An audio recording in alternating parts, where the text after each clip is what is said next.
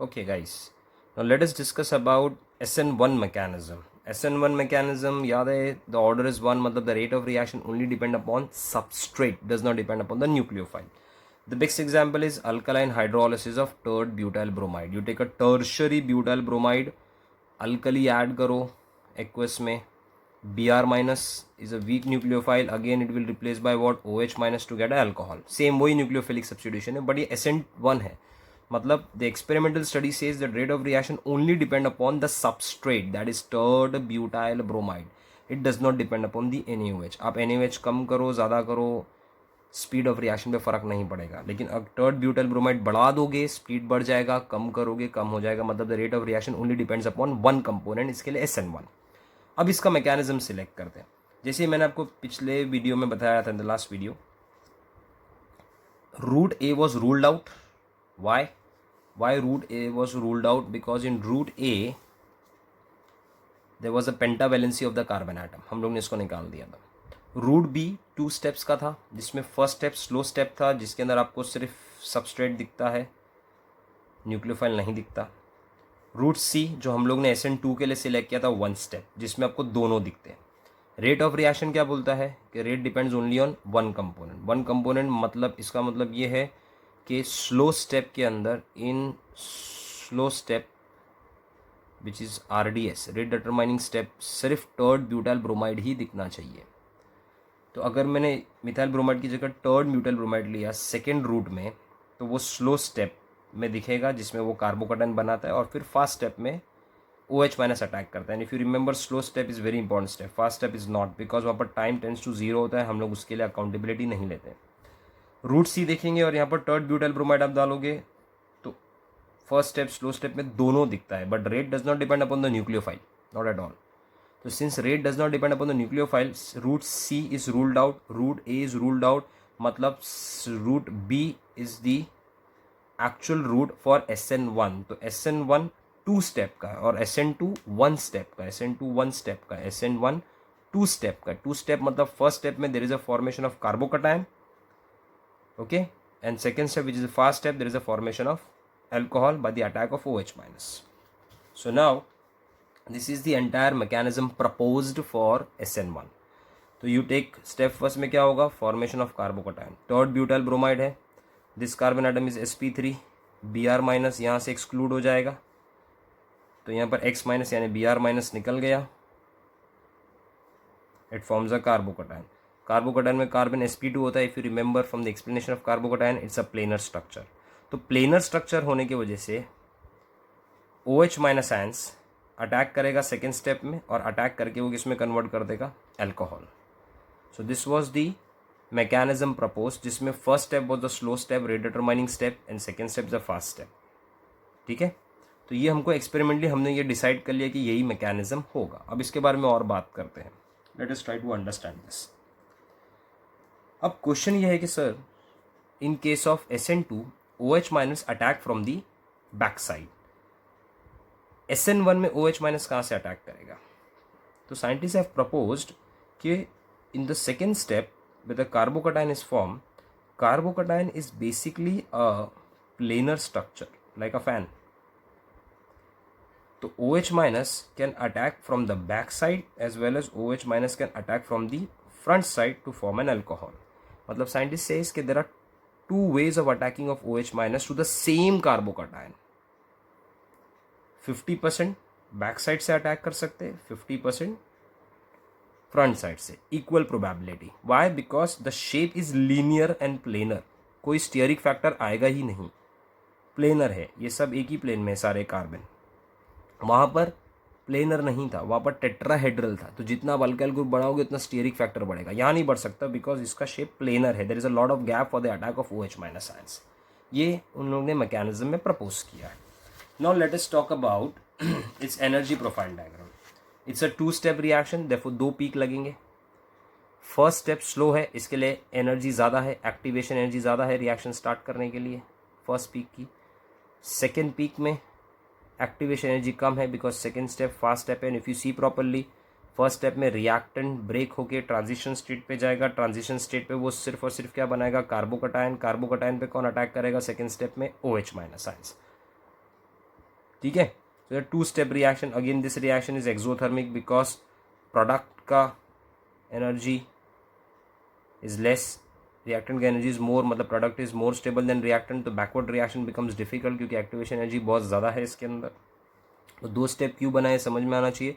First step is the formation of carbocation C+, that is C with CH3 CH3 CH3, और second step में क्या हो रहा है, attack of OH minus on this carbon cation. दो separate step होगी। First step में activation energy ज़्यादा बिकॉज स्लो स्टेप में है, तो रिएक्शन स्टार्ट करने के लिए ज़्यादा एनर्जी लगी। और एक चीज़ याद रखना, ये जो एनर्जी गैप होता है ना from the starting point two the zero point, ये मॉलिक्यूल की खुद की एनर्जी होती है। फिर यहाँ से यहाँ जो एनर्जी लगती है वो रिएक्शन स्टार्ट करने में लगती है, दैट इज एक्टिवेशन। तो ये जो टोटल एनर्जी होती है ना, टोटल एनर्जी को हम लोग बोलते हैं थ्रेशोल्ड एनर्जी। तो याद रखने का, threshold energy is a sum of molecular energy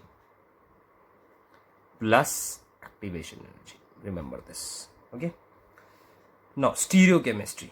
अब साइंटिस्ट लोगों ने क्या प्रपोज किया था कि OH minus ions definitely attack from which side, either from front side और फ्रॉम बैक साइड, दोनों का 50% प्रोबेबिलिटी। लेकिन हम ये कैसा मान लें, सो इसके लिए we study the stereochemistry of SN1। Stereochemistry of SN1 is to confirm that the attack of a nucleophile take place from both side. कैसे करेंगे, we take a optically active compound, see properly, optically active compound लिया हम लोगों ने, carbon atom 3 अलग अलग group से, 4 अलग अलग ग्रुप से अटैच है, ठीक है। पहले स्टेप में as usual Br minus break हो जाएगा, कार्बोकटायन बन जाएगा। जब कार्बोकटायन अटैक करेगा तो OH माइनस बैक से भी कर सकता है और फ्रंट से भी कर सकता है, दोनों जगह से प्रोबेबिलिटी है। तो अगर वो बैक से करेगा तो इन्वर्जन होगा, पूरा स्ट्रक्चर उल्टा हो जाएगा, और अगर वो फ्रंट से करेगा तो रिटेंशन होगा। तो साइंटिस्ट लोग क्या बोल रहे हैं, दिस इज कि the 50% attack can take place from front side and 50% attack can take place from back side. मतलब 50% of the product have the same configuration as the reactant, देखो Br की जगह सिर्फ OH माइनस आया, and 50% of the product has a opposite configuration, देख लो बराबर, PHH उल्टी साइड चले गए और Br के ऑपोजिट साइड OH आया। इसका मतलब ये है कि अगर सपोज मैंने ये D लिया होता, डेक्स्ट्रोफॉर्म लिया होता, क्या लिया होता, डेक्स्ट्रोफॉर्म, तो बराबर सोचो, think about it, if you take a dextroform and if it undergoes SN1, then in the first step the dextroform will form a carbocation. In the second step this dextroform will be attacked by OH minus from back side as well as from the front side 50-50%।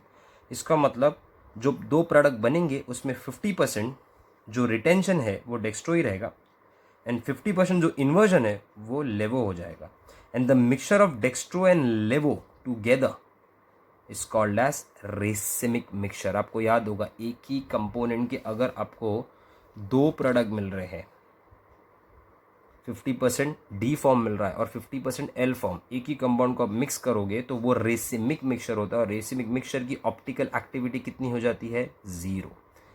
That is the practical evidence कि जब आपने ये compound लिया, suppose ये डेक्स्ट्रोफॉर्म था polarimeter में, आपने you added OH minus to it, फिर आपने इसको वापस चेक किया तो पोलैरिमीटर 0 रीडिंग बता रहा है। तो पहले D फॉर्म था तो पॉजिटिव रीडिंग बता रहा है, then after the reaction become 0 reading, it become 0 reading, it means that OH minus has definitely attacked from both the side 50-50%, therefore you have a 50% D and 50% L, and that together will form which mixture, racemic mixture. तो याद रखने का, SN1 में racemisation होता है, formation of racemic mixture, जिसका optical activity कितना हो जाएगा, 0, और यही मिला।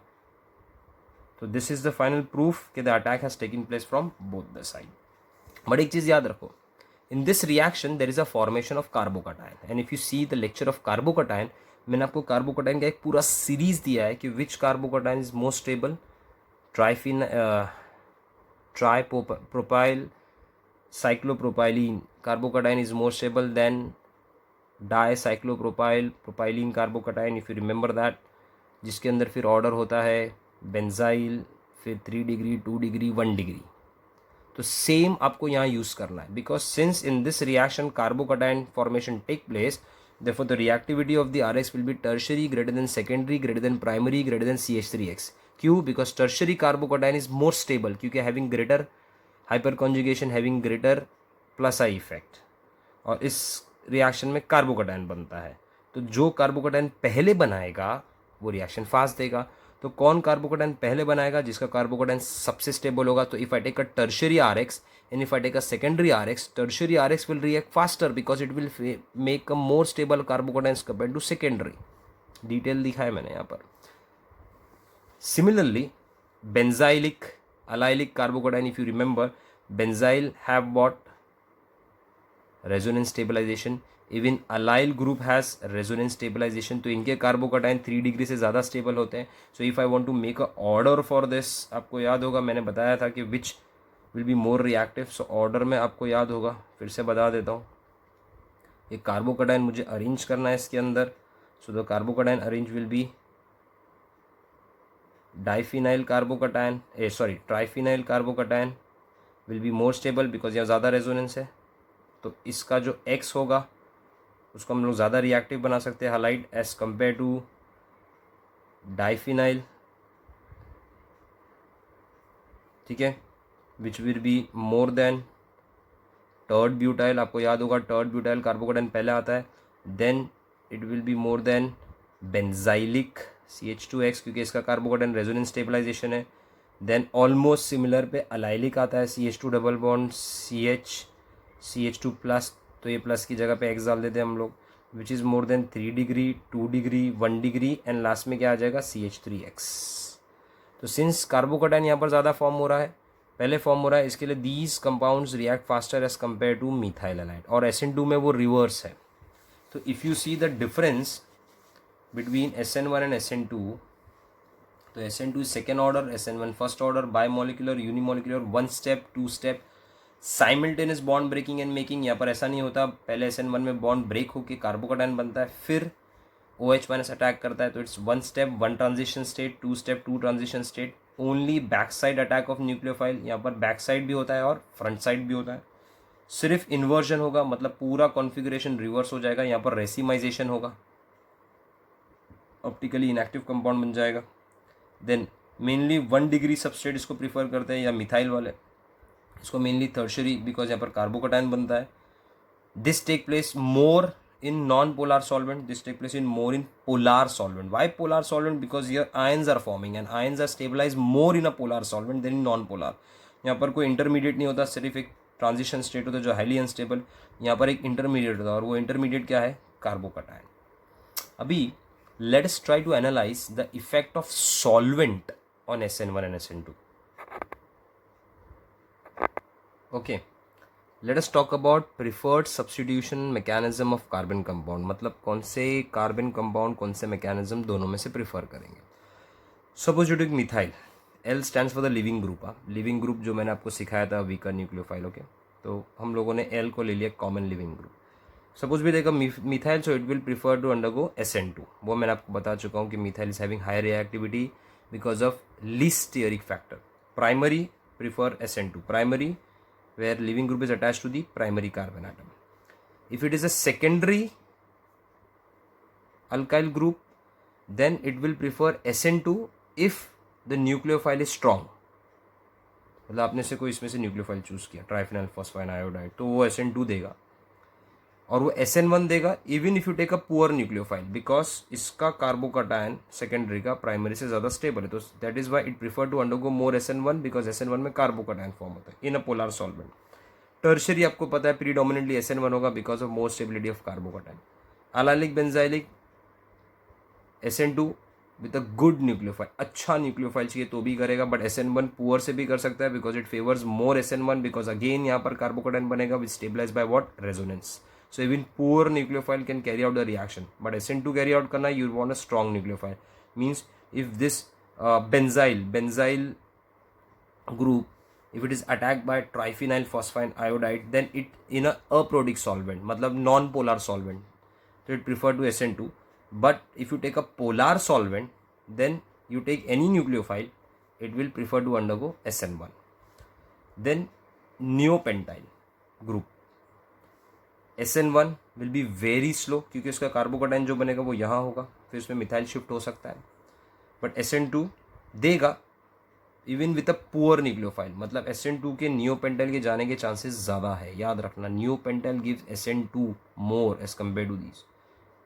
देन विनाइलिक एरोमेटिक अगर कंपाउंड लिया है, विनाइलिक ग्रुप, विनाइल ग्रुप या aromatic group, inert to both, इनके रिएक्शन सबसे लीस्ट फेवरेबल होते हैं for SN1 as well as SN2। मतलब इन शॉर्ट न्यूक्लियोफिलिक सब्स्टिट्यूशन नहीं दे सकते।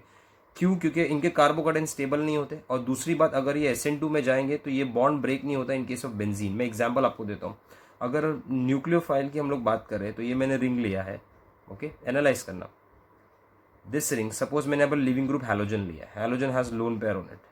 लोन पेयर वो डोनेट करेगा रिंग को, जिसके वजह से रेजोनेंस होगा। If you remember this resonance, मैंने सिखाया था रेजोनेंस में डबल बॉन्ड आ जाएगा, इस पे प्लस चार्ज। अब न्यूक्लियोफिलिक रिएक्शन में क्या होता है, this X minus should be replace by the another group.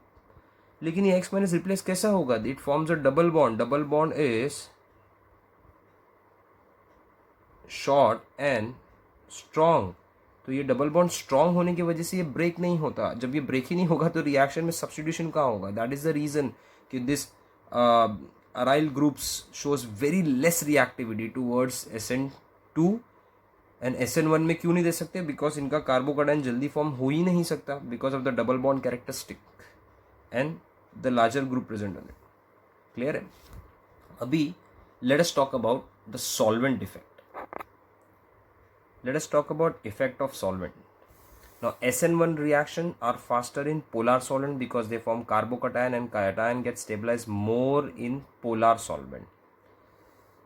SN2 reaction with negative nucleophile, याद रखना, जो न्यूक्लियोफाइल जिस पे नेगेटिव चार्ज है, is slower in polar solvent as compared to neutral nucleophile. मतलब अगर एक्वस सोल्यूशन में, अगर आपने पोलर सोल्यूशन में कर रहे हो तो neutral nucleophile for SN2 will be more reactive than the negative nucleophile if the solvent is polar.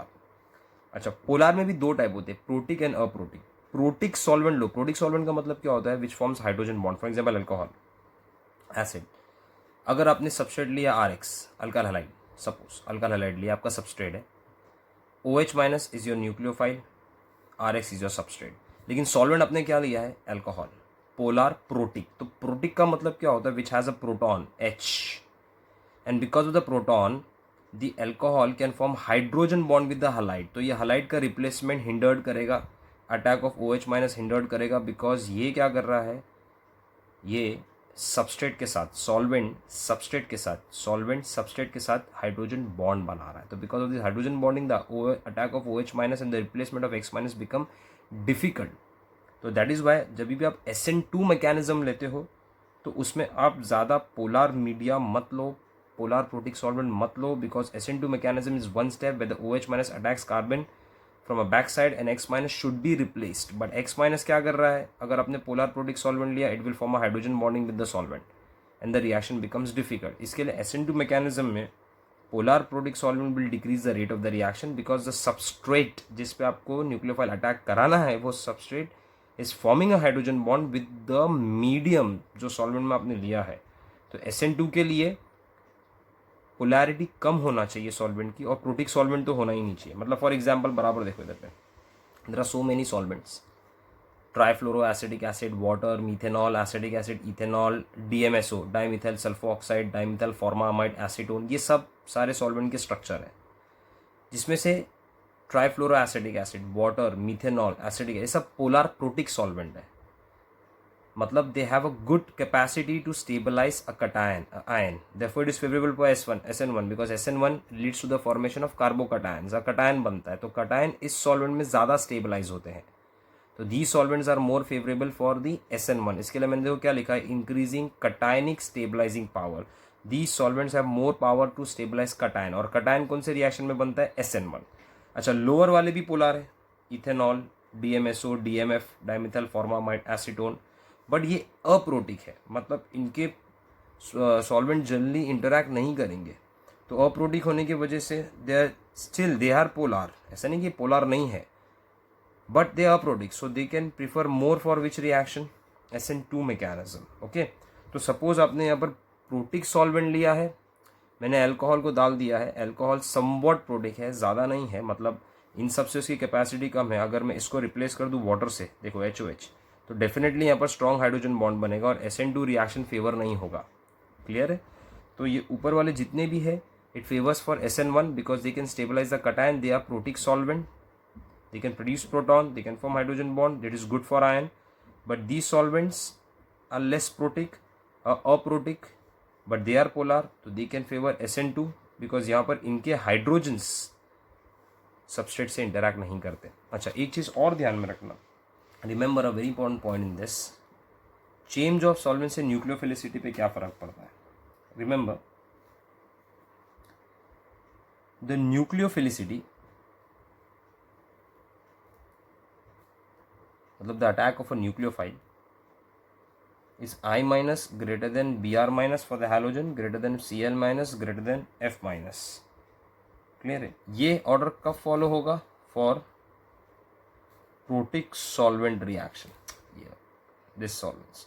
But यही nucleophilicity will become F minus greater than Cl minus, greater than Br minus, greater than I minus if you take polar solvent, okay, aprotic polar, दोनों भी polar solvent में ही है, but ये protic polar solvent है, this is aprotic polar solvent. Aprotic polar solvent like DMSO, DMF ले सकते हो, ठीक है, फॉर्मामाइड हो गया, DMF हो गया, एसीटोन हो गया, ये सब अप्रोटिक सॉल्वेंट है। तो इसमें न्यूक्लियोफिलिसिटी का ये ऑर्डर हो जाता है। And in this the nucleophilicity order follow I minus Br minus if you take a protic polar solvent. याद रखना, दोनों भी सॉल्वेंट पोलार है, बट एक प्रोटिक है और एक अप्रोटिक है। एक हाइड्रोजन बॉन्ड बना सकता है और दूसरा हाइड्रोजन बॉन्डिंग की कैपेसिटी बहुत कम है और है ही नहीं है ऑलमोस्ट। क्लियर है? तो this was the entire idea about nucleophilic substitution reaction which has two type, SN1 SN2। everyone has to learn the entire reactions। याद रखना, SN1 SN2 में से कोई भी एक रिएक्शन कंपल्सरी JEE नीट और योर थियरी एग्जाम्स आएगा ही आएगा compulsory. Okay guys, take care.